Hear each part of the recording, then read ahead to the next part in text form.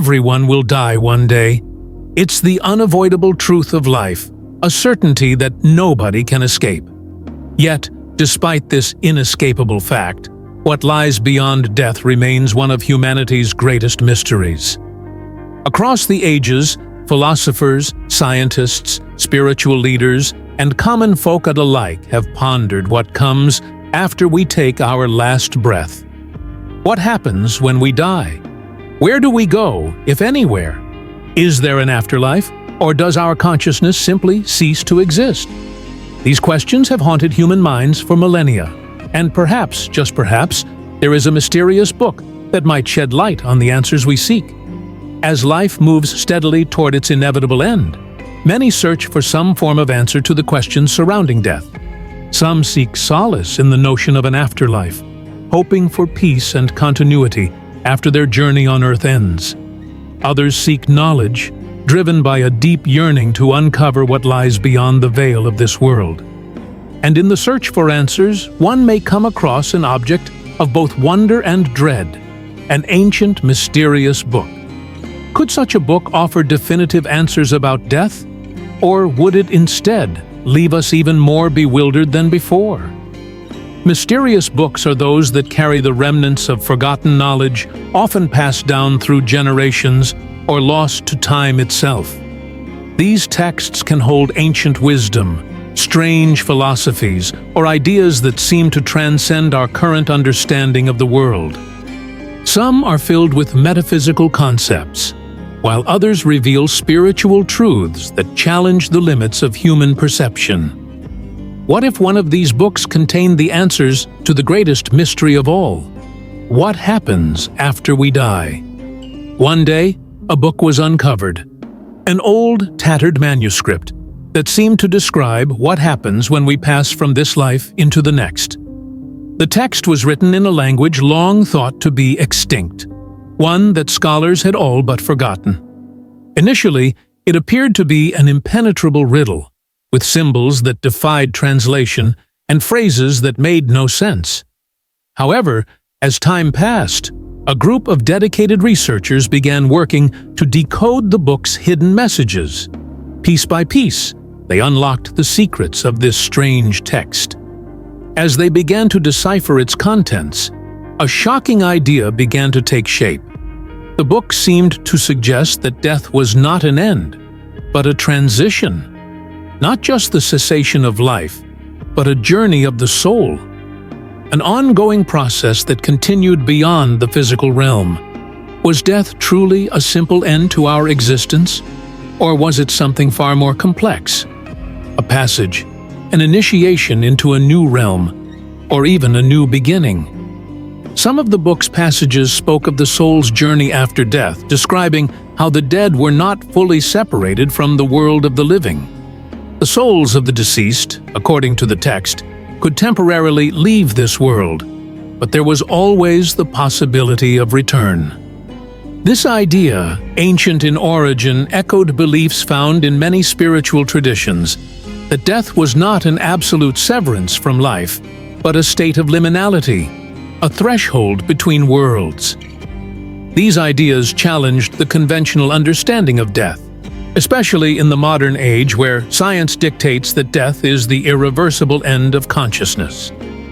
But the book, in all its cryptic glory, suggested that there might be something more, something beyond the physical realm where souls continued to exist in some form.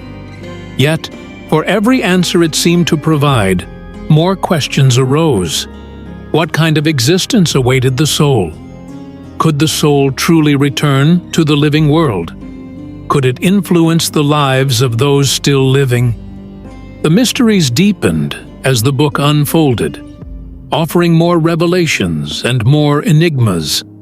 According to the text, there were gates, metaphysical barriers the soul had to cross during its journey.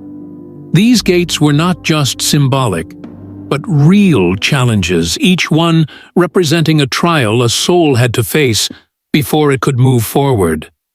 Each gate required something from the soul: courage, wisdom, and the ability to confront its deepest fears. The gates were tests, each one designed to ensure that the soul was ready for the next phase of its journey.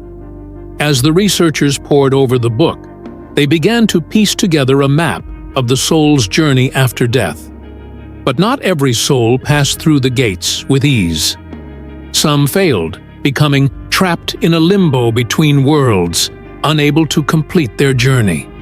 These souls, according to the text, might linger in our world, unable to move on to whatever lay beyond.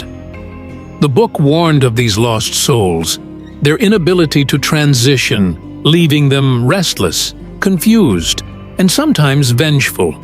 But what of the souls that passed through the gates? What happened to them? The book suggested that those who successfully navigated the challenges after death were not simply released into some abstract form of peace, but were transformed, purified. They were no longer bound by the constraints of the physical world. Their consciousness was elevated, free from the limitations of their former selves.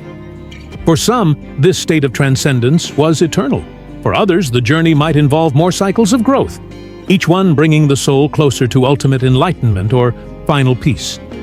The closer the researchers got to uncovering the true nature of the book, the more they realized that it did not offer simple answers. It raised as many questions as it answered. Was there a final peace after death? Or was the journey endless, with souls returning time and time again in different forms, different lives?